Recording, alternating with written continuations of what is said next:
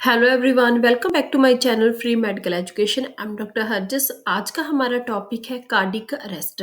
उसके साथ साथ हम बात करेंगे cardiac arrest and heart attack में क्या डिफरेंस है। ज़्यादातर स्टूडेंट्स या फिर कई बार स्टाफ भी बहुत कंफ्यूज हो जाते हैं कि कार्डिक अरेस्ट और हार्ट अटैक दोनों एक ही हैं। जब भी हम किसी स्टूडेंट से उनका जो प्रैक्टिकल टाइम होता है, जब उनसे हम पूछते हैं कार्डिक अरेस्ट क्या है, उनका आंसर होता है हार्ट अटैक। दोनों जे टर्म्स डिफरेंट हैं। आज हम बात करेंगे बहुत क्लियरली कि दोनों में क्या डिफरेंस है। फर्स्ट है cardiac arrest. It is a condition in which the heart suddenly stop beating. तो आपको लाइन समझ आ गई होगी कि जो कार्डियक अरेस्ट है ये ऐसी कंडीशन है जिसमें जो हार्ट है वो बीट करना बंद कर देता है। सडनली एकदम से वो धड़कना बंद कर देता है। फिर आ गया when this happen the blood stops flowing to the brain and other vital organs, it also known as sudden cardiac arrest. तो जब ये कंडीशन होती है, हार्ट बीट करना बंद कर देता है, तो उस कंडीशन में क्या होता है, जो ब्लड फ्लो है वो ब्रेन तक या फिर कोई और वाइटल ऑर्गन्स है जैसे कि किडनी हो गया, लंग्स हो गया, उन तक जो ब्लड है नहीं पहुंच पाता। जब हार्ट है वो काम करना बंद कर देगा, धड़कना एकदम से बंद कर देगा, तो उससे क्या है, ब्लड फ्लो में रुकावट आएगी और जो ब्लड है वो वाइटल ऑर्गन्स तक और ब्रेन तक भी जाना बंद हो जाएगा। It also known as sudden cardiac arrest. इसको सडन कार्डिक अरेस्ट भी बोलते हैं क्योंकि ये एकदम से कंडीशन होती है। जैसे कि पेशेंट बैठा है आराम से, कई बार फॉर एग्जांपल पेशेंट बैठे होते हैं आराम से, खाना खा रहे होते हैं, तो एकदम से उनका हार्ट है वो स्टॉप हो जाता है बीट करना। तो इस कंडीशन को सडन कार्डिक अरेस्ट बोलते हैं क्योंकि ये अचानक होती है। तो अब बात करेंगे हार्ट अटैक के बारे में। A heart attack is a problem which occur due to blocked blood flow to the part of the heart muscles in which heart usually does not suddenly stop beating. तो जो heart attack है ये cardiac arrest से different है। तो heart attack एक ऐसी problem है, क्या प्रॉब्लम है, ब्लड फ्लो की प्रॉब्लम है। मतलब जब जो हार्ट के मसल्स हैं उन तक जो ब्लड फ्लो है उसकी प्रॉब्लम आती है। मतलब जो ब्लड फ्लो है उसमें दिक्कत आती है। मतलब हार्ट है वो बीट करना बंद नहीं करता। जो हार्ट अटैक है ये प्रॉब्लम है, ब्लड फ्लो की प्रॉब्लम है। जब जो हार्ट के मसल्स हैं उन तक प्रॉपर ब्लड फ्लो नहीं पहुंचता, और अगर ब्लड नहीं पहुंचा प्रॉपर तो इसके साथ साथ मतलब कि उन तक ऑक्सीजन भी नहीं पहुंची। तो इसमें क्या होता है, हार्ट अटैक में जो हार्ट है वो बीट करना बंद नहीं करता। तो नेक्स्ट हम बात करेंगे जो कार्डिक अरेस्ट है और हार्ट अटैक में दोनों में डिफरेंस। जो कार्डिक अरेस्ट है is a electrical activity failure problem. जो कार्डिक अरेस्ट है ये है जो हार्ट का इलेक्ट्रिकल सिस्टम है उसमें प्रॉब्लम आती है। जैसे कि जो एस ए नोड और ए बी नोड होती हैं वो क्या करती है, इम्पल्स क्रिएट करती हैं ताकि जो हार्ट है वो कॉन्ट्रैक्ट करे। पर उसमें कोई प्रॉब्लम आने की वजह से जो इलेक्ट्रिकल सिस्टम है वो हार्ट का खराब हो जाता है, उसमें प्रॉब्लम आ जाती है, वो फेल हो जाता है, तो उसकी वजह से जो हार्ट है वो बीट करना बंद कर देता है। और जो हार्ट अटैक है जिसको हम एमआई भी बोलते हैं, मायोकार्डियल इन्फाक्शन भी बोलते हैं, वो है सर्कुलेटरी फेलियर प्रॉब्लम। सर्कुलेशन कौन सी है कि मतलब जो हार्ट के मसल्स हैं उन तक प्रॉपर ब्लड नहीं पहुंचता। जो कि कॉर्नरी आर्टरी है, कॉर्नरी आर्टरी में किसी भी मतलब कोई भी प्रॉब्लम की वजह से उसमें कोई क्लॉट आ गया, और क्लॉट आने की वजह से जो ब्लड है वो मतलब ब्लॉकेज हो जाएगी उसमें कॉर्नरी आर्टरी में। तो जितना हार्ट के मसल्स को ब्लड चाहिए था उतना हार्ट तक नहीं पहुंच पाता। तो ये है सर्कुलेशन की प्रॉब्लम। जो कार्डिक अरेस्ट है वो है इलेक्ट्रिकल सिस्टम की प्रॉब्लम, और जो हार्ट अटैक है ये है सर्कुलेशन फेलियर प्रॉब्लम। तो नेक्स्ट हम डिस्कस करेंगे causes of cardiac arrest. Main cause is arrhythmia. जो अरिथमिया वर्ड है इसका मतलब आ गया एबनॉर्मल रिदम। जो हार्ट होता है उसकी एक साउंड होती है लब डब लब डब, तो वो उस साउंड में उस रिदम में वो बीट करता है। पर जब अरिथमिया होता है, जब उसकी रिदम एबनॉर्मल होती है, उसमें वो क्या है, एबनॉर्मली बीट करना स्टार्ट कर देता है। मतलब उसकी जो बीट करना करने का सिस्टम है वो एबनॉर्मल हो जाता है। तो उसकी जो रिदम है वो भी एबनॉर्मल होगी, जिसको बोल देते हैं अरिदमिया। तो अरिदमिया की बहुत सारी टाइप्स होती हैं, तो जो इसमें मेनली होगी वो होगी वेंट्रिकुलर फिब्रिलेशन। जो कार्डिक अरेस्ट है उसमें वेंट्रिकुलर फिब्रिलेशन टाइप की अरिदमिया होगा। तो वेंट्रिकुलर फिब्रिलेशन में क्या हुआ, जो वेंट्रिकल्स होते हैं वो एबनॉर्मली फास्ट कॉन्ट्रैक्ट करना स्टार्ट कर देते हैं, बहुत तेज़ी से बीट करना स्टार्ट कर देते हैं, उनका कोई कोऑर्डिनेशन नहीं रहता, जितना नॉर्मल उन्होंने कोऑर्डिनेट होता है उसका उनका जितना उन्होंने बीट करना है, कॉन्ट्रैक्ट करना है, तो वो उनका कोई कोऑर्डिनेशन रहता है, वो एबनॉर्मली तरीके से ही बीट करना स्टार्ट कर देते हैं। तो उस कंडीशन को बोल देते हैं वेंट्रिकुलर फिब्रिलेशन। तो फिर जो मतलब मेन कॉज था वो है रिदमिया, एबनॉर्मल रिदम है, वो आ गया मेन कॉज। तो उसके अलावा भी जो मतलब कार्डियक अरेस्ट उसके क्या कॉज हो सकते हैं, जैसे कि सीएडी कॉर्नरी आर्टरी डिजीज, मतलब जो कॉर्नरी आर्टरी उसमें कोई मतलब ब्लड फ्लो में कोई प्रॉब्लम आ गई, जैसे कि उसमें कोई क्लॉट फंस गया, तो ब्लॉकेज होगी ब्लड की, उसकी वजह से भी कार्डियक अरेस्ट हो जाता है। फिर आ गया हैवी एक्सरसाइज। तो जो जो लोग बहुत ज़्यादा एक्सरसाइज करते हैं, जैसे कि हम फॉर एग्जांपल जब भी हम कोई मतलब फास्ट, कई बार हम बहुत जल्दी से दौड़ते हैं, हैवी एक्सरसाइज करते हैं, तो जो हमारी हार्ट रेट है वो बहुत तेजी से बढ़ जाती है। मतलब जो फास्ट हार्ट बीट है उसका मतलब आ गया कि बॉडी में हमारी ऑक्सीजन की डिमांड भी बढ़ गई। तो उसके अकॉर्डिंग जो हार्ट है वो भी फास्ट फास्ट उतनी ऑक्सीजन देना स्टार्ट कर देता है, ऑक्सीजन की उतनी डिमांड्स को फुल करना स्टार्ट कर देता है। पर कई बार क्या होता है कि जब हैवी एक्सरसाइज करते हार्ट बीट बढ़ जाती है, तो वो हार्ट है वो उतनी ऑक्सीजन की डिमांड को पूरा नहीं कर पाता। तो उस कंडीशन में भी क्या होता है कि जो हार्ट है मतलब उसमें प्रॉब्लम आ जाती है, वो अरेस्ट हो जाते हैं, कार्डिक अरेस्ट हो, वो बीट करना बंद कर देता है। फिर आ गया मेजर ब्लड लॉस। जब भी कोई भी पर्सन है उनके कोई मतलब सिवियर एक्सीडेंट हो गया, उस कंडीशन में बहुत ज़्यादा उनका ब्लड लॉस हो गया, तो उससे क्या है, जितनी हार्ट को डिमांडिंग है ब्लड की उतनी उसको नहीं पहुंच पाती। उससे क्या है, वो ऑक्सीजनेटेड ब्लड है वो मेन जो ऑर्गन्स है, वाइटल ऑर्गन्स को नहीं दे पाता, क्योंकि मतलब बॉडी में से बहुत सारा ब्लड है वो लॉस हो गया। तो नेक्स्ट आप पॉइंट आ गया बर्थ डिफेक्ट्स ऑफ हार्ट। अगर हार्ट में बाय बर्थ ही किसी पर्सन में कोई डिफेक्ट है, तो उससे भी क्या है, हार्ट के सिस्टम में प्रॉब्लम आती है। फिर आ गया ओबेसिटी। तो वी ऑल आर नो कि जो ओबीज होते हैं, जो फैटी लोग होते हैं, उनमें कई बीमारियों के चांसेस रिस्क बढ़ जाते हैं, ज़्यादातर हार्ट के रिस्क, हार्ट प्रॉब्लम के रिस्क बढ़ जाते हैं। फिर आ गया pulmonary embolism. Pulmonary embolism embolism का मतलब आ गया कि जो पल्मनरी सर्कुलेशन है उसमें किसी भी तरह का क्लॉट आके एग्रीगेट हो गया, वहां पे क्लॉट आके फंस गया, तो उससे क्या है, जो ब्लड फ्लो है उसमें रुकावट आ जाएगी। फिर आ गया फैमिली और पर्सनल हिस्ट्री। तो किसी की अगर फैमिली में कोई हार्ट की प्रॉब्लम है, वो मतलब उनकी फैमिली में पहले किसी को हार्ट की प्रॉब्लम थी, जैसे कि कॉर्नरी आर्टरी डिजीज की प्रॉब्लम थी, तो उससे भी क्या है, हार्ट में प्रॉब्लम होने के रिस्क बढ़ जाते हैं। जहाँ पर पर्सनल हिस्ट्री में आ गया, अगर किसी को पहले ही कार्डियक अरेस्ट हो चुका है, तो उसके बाद भी चांसेस होते हैं कई कि कार्डियक अरेस्ट दोबारा से हो जाए। फिर आ गया हाई कोलेस्ट्रॉल। तो जिनको भी हाई कोलेस्ट्रॉल की प्रॉब्लम रहती है, अकेला हार्ट की ही नहीं और भी कई बीमारियां होने के चांसेस भी बढ़ जाते हैं। तो जब भी मतलब कोलेस्ट्रॉल है वो क्या करता है, वो इकट्ठा होना स्टार्ट कर देता है, बॉडी में क्लॉट बनाने स्टार्ट कर देता है ब्लड वेसल में, तो उससे भी क्या है, जो कॉर्नरी आर्टरी डिजीज होने के प्रॉब्लम बढ़ जाती है। फिर आ गया हाई बीपी। अगर किसी का पर्सन का ब्लड प्रेशर वो कंटिन्यू बहुत टाइम, लंबे टाइम से हाई रह रहा है, तो उससे क्या है, जो ब्लड वेसल्स होती है उनकी वॉल है वो वीक हो जाती है, उससे भी हार्ट की प्रॉब्लम्स आती है। फिर आ गया ड्रग एब्यूज।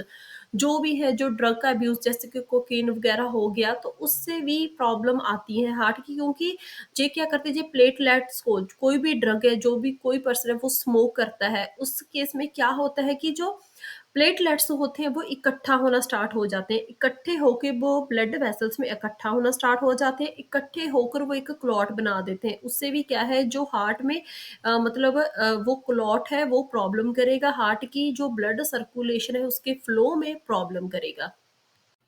तो नेक्स्ट हम डिस्कस करेंगे pathophysiology of cardiac arrest. Cardiac arrest कैसे होता है? First, due to any cause, कोई भी कॉज है, जैसे कि कॉर्नरी आर्टरी डिजीज है, पल्मनरी एम्बोलिज्म है, कोई भी कॉज है, उसकी वजह से क्या हुआ, जो हार्ट है बीट एबनॉर्मली, जो हार्ट की एक बीट करने की रिदम है वो एबनॉर्मल हो जाएगी, जो हमने पहले भी बात की है, जिसको बोल देते हैं अरिदमिया। तो इसमें कौन सा रिदमिया होगा, मतलब जो कार्डियक अरेस्ट है इसमें मेनली क्या हुआ, अरिदमिया होगा, मतलब एबनॉर्मल रिदम होगी हार्ट की। तो इसमें कौन सा रिदमिया होगा, ventricular fibrillation. In ventricular fibrillation chambers beat abnormally and fastly. जो हार्ट के चैम्बर्स होते हैं, मतलब जैसे कि जो वेंट्रिकल्स होते हैं, वो एबनॉर्मली फास्ट बीट करेंगे, मतलब उनका कोई कोऑर्डिनेशन नहीं रहेगा कॉन्ट्रैक्ट करने का। वो बहुत फास्टली कॉन्ट्रैक्ट करते रहेंगे, मतलब उनका जो प्रॉपर सिस्टम है वो एबनॉर्मल हो जाएगा। उससे क्या है, जो हार्ट के इलेक्ट्रिकल सिस्टम है उसमें प्रॉब्लम आ जाएगी। Heart does not receive signals, जब उसके इलेक्ट्रिकल सिस्टम में ही प्रॉब्लम आ गई तो हार्ट को प्रॉपर इम्पल्सेस नहीं मिलेंगी। तो उससे क्या है, वो बीट करना बंद कर देगा, जिसको हम बोल देते हैं कार्डिक अरेस्ट। तो नेक्स्ट डिस्कस करेंगे क्लिनिकल मैनिफेस्टेशंस। तो फर्स्ट साइन क्या होता है कार्डिक अरेस्ट का, लॉस ऑफ कॉन्शियसनेस। तो जिन जिन स्टूडेंट्स ने जो भी स्टाफ है जो वीडियो देख रहे हैं, जो स्टूडेंट जिन्होंने क्लिनिकल में काम किया होगा, तो जो हॉस्पिटल्स हैं उनमें काम किया होगा, उनमें बहुत कॉमन कंडीशन है कार्डिक अरेस्ट की। तो जो इसका फर्स्ट साइन होगा वो उन्होंने देखा होगा, लॉस ऑफ कॉन्शियसनेस। पेशेंट है वो एकदम से गिर जाएगा, वो कॉन्शियस नहीं रहेगा। हम उसको जैसे कि जहाँ से थपथपाएँगे, उसका नाम से पुकारेंगे तो वो बिल्कुल भी रिस्पॉन्स नहीं करेगा।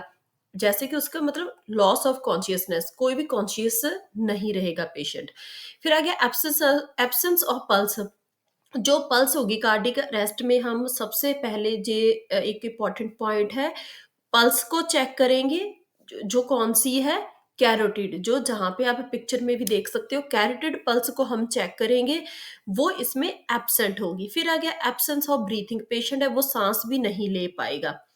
फिर आ गया pupils begins to dilate within 45 seconds, 45 seconds के अंदर ही जो पुपिल्स होती हैं वो बिल्कुल डायलेट हो जाएँगी, डायलेट होना स्टार्ट कर देंगी। फिर आ गया मतलब जो चेस्ट पेन है, मतलब कार्डिक अरेस्ट वैसे तो कई बार ऐसे होता है कि कोई भी सिम्पटम दिखाई नहीं देता, पर कई केसेस में सडन कार्डिक अरेस्ट से कुछ आवर पहले कई सिम्पटम्स हैं वो दिखाई देते हैं। जैसे कि पेशेंट को चेस्ट पेन होती है एकदम से, नोज़िया वॉमिटिंग होती है, फेंटिंग, मतलब उसको एकदम से चक्कर आएँगे, वो गिरता रहेगा, मतलब उसको उसको लगेगा मतलब कि वो गिरने वाला है, वो मतलब बिल्कुल भी उसको होश नहीं रहेगी, फेंट हो जाएगा patient. And may occur within and hour before sudden cardiac arrest. तो जे कार्डिक अरेस्ट से पहले कई ऐसे साइन है जो देखने को मिलते हैं, पर कई बार कोई भी साइन देखने को नहीं मिलता। तो अगर आप क्लिनिकल में काम करने वाले हो, जहाँ फिर वहाँ पे आप अभी काम कर रहे हो, स्टूडेंट्स के लिए जो इम्पोर्टेंट टॉपिक है, जो क्लिनिकल मैनिफेस्टेशंस ही सबसे इम्पोर्टेंट है। जब भी किसी पेशेंट को कार्डियक अरेस्ट होगा, उसकी जो पल्स है वो एब्सेंट होगी, ब्रीथिंग एब्सेंट होगी, लॉस ऑफ कॉन्शियस हो जाएगा पेशेंट और गिर जाएगा। और उसकी जो पिपल्स है वो डायलेट होना स्टार्ट हो जाएँगी। और उसके अलावा जब भी कोई पेशेंट है, हम देख रहे हैं, असेस कर रहे हैं कि उसको चेस्ट पेन हो रही है, नोज़िया वॉमिटिंग भी हो रही है, उसको फेंट हो रहा है पेशेंट, तो वो भी एक साइन है, हमने कॉन्शियस रहना है कि सडन कार्डियक अरेस्ट, मतलब पेशेंट को कोई हार्ट के रिगार्डिंग प्रॉब्लम आ रही है। चेस्ट पेन तो ऑलरेडी बहुत ही कॉमन सिम्पटम है कोई भी हार्ट के रिगार्डिंग प्रॉब्लम का। तो नेक्स्ट हम बात करेंगे डायग्नोस्टिक इवैल्यूएशन, कौन-कौन से डायग्नोस्टिक टेस्ट है जो हम कार्डियक अरेस्ट से पहले कर सकते हैं। वैसे तो मतलब कोई ऐसा साइन, परफेक्ट साइन नहीं होता जो हमें बता सके कि पेशेंट है उसको कार्डियक अरेस्ट होगा। पर उससे पहले भी कुछ टेस्ट हैं जो हम कर सकते हैं कि उस चीज़ को थोड़ा-सा प्रिवेंट किया जाए। फर्स्ट है हिस्ट्री कलेक्शन। हिस्ट्री कलेक्शन में क्या होगा, जैसे कि पेशेंट को कार्डियक जैसे कि कोई भी वो हार्ट डिजीज़ के रिलेटेड या फिर कोई और मेडिकल कंडीशन है उसके रिगार्डिंग वो एडमिट हुआ है। तो उसमें हम पेशेंट की मतलब पास्ट हिस्ट्री लेंगे, या फिर उसकी कोई फैमिली में हिस्ट्री है, किसी को हार्ट की प्रॉब्लम तो नहीं, या फिर कोई पेशेंट पहले तो नहीं उससे कभी कार्डियक अरेस्ट हुआ था, या फिर कोई और उसकी हार्ट की डिज़ीज़ तो नहीं, कोई प्रॉब्लम तो नहीं उसे। ऐसे हमने सारी मतलब उसकी हिस्ट्री लेनी है। वो डायबिटिक तो नहीं, या फिर कोई और तो नहीं उसकी बॉडी में कोई डिज़ीज़, कोई सीरियस डिज़ीज़ जैसे कि कोई ब्रेन की डिज़ीज़ भी हो सकती है, कुछ भी हमने सारी उसकी हिस्ट्री लेनी है, पास्ट की, प्रेज़ेंट की सारी। तो फिर आ गया फिजिकल एग्जामिनेशन। तो फिजिकल एग्जामिनेशन में क्या करेंगे, हमने सबसे पहले जो मेन पॉइंट है वो है वाइटल साइंस को चेक करेंगे पेशेंट के, उसकी हार्ट रेट, उसकी ब्रीथिंग, सारा हो गया। और उसके साथ साथ पेशेंट का ब्लड प्रेशर भी चेक करेंगे, क्योंकि क्या पता उसकी हार्ट रेट को जब हम चेक करेंगे, जैसे उसकी ईसीजी भी को भी हम चेक करेंगे, तो उसमें ही हमें कोई पॉइंट ऐसा मिल जाए कि इस पेशेंट को कोई हार्ट की प्रॉब्लम है, ताकि हम कार्डियक अरेस्ट को प्रिवेंट कर सकें। तो फिजिकल एग्जामिनेशन में हम पूरी बॉडी का फिजिकल एग्जामिनेशन करते हैं। वी ऑल आर नो कि जैसे कि पेशेंट के अडीमा भी चेक कर सकते हैं, पेशेंट के कोई लोअर एक्सट्रीमिटीज में कोई स्वेलिंग तो नहीं है। तो इसमें मतलब सारा हमने कलेक्ट करनी है, हिस्ट्री भी, हिस्ट्री में है कोई भी मेडिकल हिस्ट्री है, पेशेंट को कोई बीमारी तो नहीं, और फिजिकल में आ गया मेन उसके वाइटल साइंस, अडीमा वगैरह सारा चेक करेंगे। फिर आ गया चेस्ट एक्सरे और सीटी स्कैन। मतलब जैसे कि पेशेंट कोई एडमिट होता है, तो जो चेस्ट एक्सरे है, ये रूटीन होते हैं, वो भी हम कर सकते हैं, जैसे कि पेशेंट को कोई ब्रीथिंग प्रॉब्लम तो नहीं। और सीटी स्कैन है, जैसे कि पेशेंट है कोई स्पेसिफिक डिजीज के साथ है, एडमिट हुआ है कोई प्रॉब्लम के साथ, तो उसके अकॉर्डिंग हम पेशेंट की सीटी स्कैन भी करवाते हैं, जैसे कि उसको कोई चेस्ट की प्रॉब्लम थी, कोई ब्रीथिंग प्रॉब्लम थी, उसको सांस लेने में दिक्कत आ रही थी, उसके रिगार्डिंग जैसे कि चेस्ट सीटी स्कैन हो गया।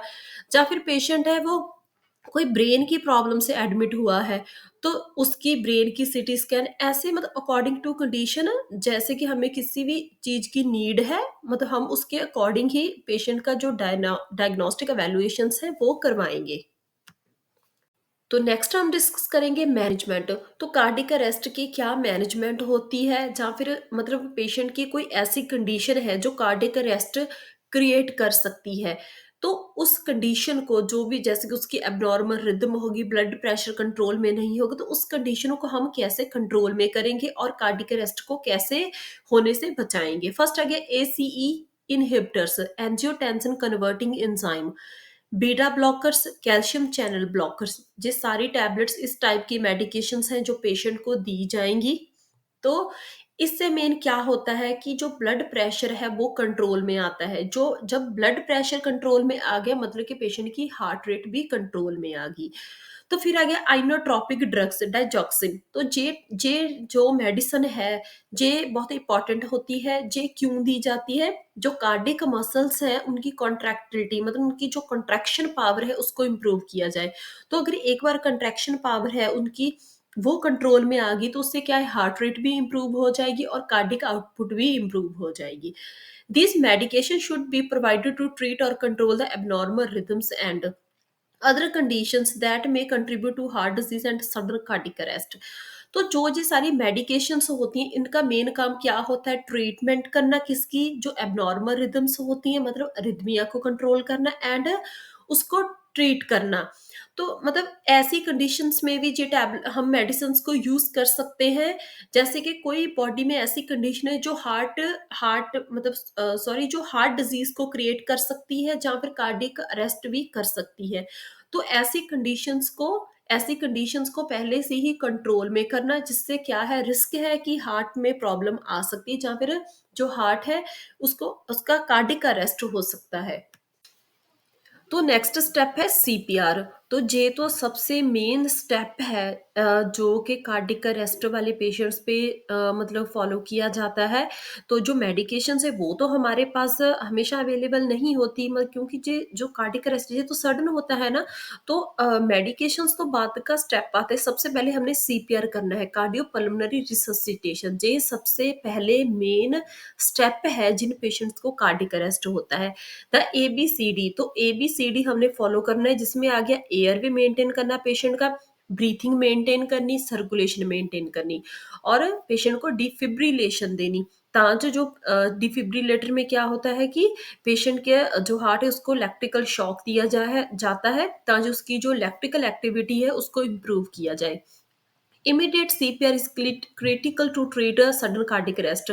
तो वी ऑल आर नो कि जो सीपीआर है ये सबसे पहला स्टेप है सडन कार्डिक अरेस्ट को ट्रीट करने का। मेडिकेशंस नहीं, सबसे पहले सीपीआर है जिससे कार्डिक अरेस्ट को ट्रीट किया जा सकता है। सबसे पहला स्टेप है सीपीआर। तो it should be provided to maintain some circulations to body until advance emergency care is available. जब तक कोई मेडिकल इमरजेंसी जो मेडिकल फैसिलिटीज हैं, जैसे कि पेशेंट को मेडिकेशंस देनी जब कार्डियक अरेस्ट होता है, तो मेडिकेशन से पहले जो सीपीआर है, ये सबसे इम्पोर्टेंट स्टेप है फॉलो करना। बाद में सारी मेडिकेशन जो मेडिकल फैसिलिटीज हैं वो आती हैं, क्योंकि सीपीआर से हम बॉडी की जो सर्कुलेशन है उसको मेंटेन करेंगे, ताकि जो सर्कुलेशन है वो मेंटेन हो जाए, और जो सारे ऑर्गन्स है जिनको सर्कुलेशन ब्लड नहीं मिल रहा वो स्टार्ट हो जाए। तो सबसे पहला स्टेप है, भूलना नहीं है, सीपीआर। तो नेक्स्ट आ गया डिफिब्रिलेशन के बारे में थोड़ी सी बात कर लेते हैं। तो हमने बहुत बार मूवीज में देखा होगा, तो ये तो एक कॉमन डिवाइस है जो हमने बहुत कॉमन देखा होगा, डिफिब्रिलेशन। जिससे क्या है, this should be provided with in minutes of sudden cardiac arrest. तो कार्डिक अरेस्ट जिनको होता है उनको डिफिब्रिलेशन है वो बहुत यूजफुल रहता है। ये भी एक इम्पॉर्टेंट ट्रीटमेंट का पार्ट है। तो इससे क्या है, defibrillator is a device which sends electrical signals to the heart. तो टाइम पे जब पेशेंट को कार्डिक अरेस्ट होता है तो डिफिब्रिलेशन देने से जो हार्ट के इलेक्ट्रिकल सिग्नल्स होते हैं वो इम्प्रूव हो जाते हैं, क्योंकि ये बाहर से ही हार्ट को इलेक्ट्रिकल सिग्नल्स देता है। तो उससे क्या है, जो हार्ट का इलेक्ट्रिकल सिस्टम है वो इम्प्रूव हो जाता है। तो नेक्स्ट आ गया सर्जिकल ट्रीटमेंट का। इस सर्जिकल ट्रीटमेंट्स भी परफॉर्म किए जाते हैं अगर मेडिकल ट्रीटमेंट है वो फेल हो जाए। फर्स्ट है कॉर्नरी एंजियोप्लास्टी। कॉर्नरी आर्टरी को सर्जिकली रिपेयर किया जाता है। तो जैसे आप बैकग्राउंड में वीडियो देख सकते हो, अगर कॉर्नरी आर्टरी है वो किसी क्लॉट की वजह से ब्लॉक है, तो एक स्टंट डाल के उसको मतलब उस क्लॉट को इम्प्रूव किया जाता है, कॉर्नरी आर्टरी के ब्लड फ्लो को इम्प्रूव किया जाता है। फिर आ गया कॉर्नरी बाईपास सर्जरी। तो इसके बारे में भी हमने सुना होगा, बाईपास सर्जरी। तो जो पार्ट कॉर्नरी आर्टरी का ब्लॉक होता है, उसमें प्रॉब्लम होती है, उसको डायरेक्ट मतलब उसको बाईपास कर दिया जाता है, डायरेक्ट अयोटा के साथ अटैच कर दिया जाता है, ताकि जो जो ब्लड सप्लाई है वो प्रॉपर हो जाए, इम्प्रूव हो जाए। तो एंड ट्रीटमेंट है हार्ट ट्रांसप्लांटेशन। अगर किसी मेडिकेशन सर्जिकल ट्रीटमेंट से भी काम नहीं बना तो एंड में हार्ट ट्रांसप्लांट करना पड़ता है। तो आई होप आपको मेरी जी वीडियो अच्छी लगी होगी, आपको अच्छे से समझ आई होगी। अगर आपको अच्छी लगी, समझ आई, तो मेरे चैनल को लाइक करना, शेयर करना एंड सब्सक्राइब करना। तो थैंक यू।